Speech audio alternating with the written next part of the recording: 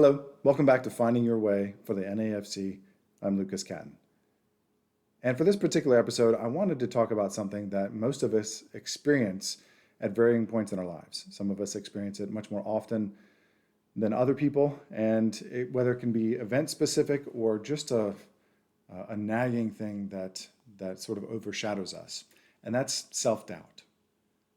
So there's quite a few things that can kind of go into this and describe what that means and also how we can overcome it.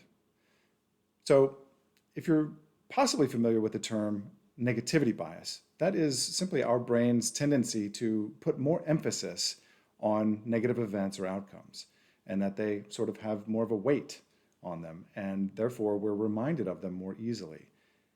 But thanks to a lot of advances in research about neuroplasticity, there's quite a few things that we can do to overcome it.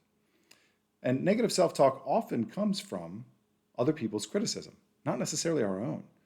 It's usually an outside perspective that is then given to us for one reason or another for some other person's lack of understanding or lack of empathy that we then buy into and that we start to then repeat to ourselves over and over and over again over time. And one of the first things that we can do is certainly become aware of it. Just know that it's happening. See that when we start to fall into these patterns of I'm not good enough, or I'm not capable, or I shouldn't do this, or last time I really failed, or all these things that can go on in our heads where we're automatically diving onto the negative side of things. Becoming aware of that tendency and where those messages are coming from is extremely helpful.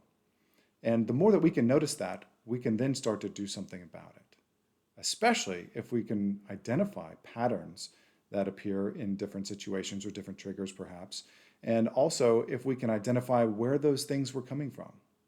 There may have been abusive people in our past. There may have been really negative situations where we were a part of a relationship that was unhealthy or something like that, and we started to then own these things and repeat them to ourselves. But if we see where they actually came from and that they aren't us, that really isn't our true selves making those statements, then we can start to shed them more easily. So instead, some of the things that we can do is start to refocus on times where we have accomplished things. Refocus our attention and energy on positive situations in our lives. And the more we do this over and over again, we start to rebuild these neural pathways to divert to a positive thought process rather than a negative one. And we can start to build up our and increase our confidence in ourselves.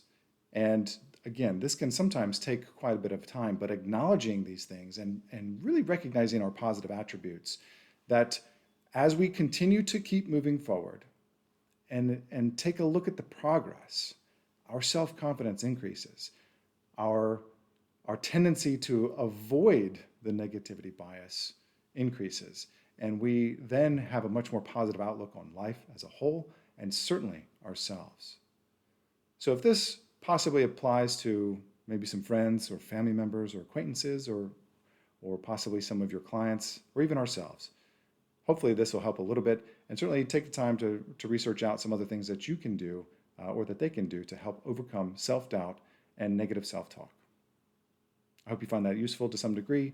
Until next time, this is Lucas Catton for the NAFC and Finding Your Way. Take care.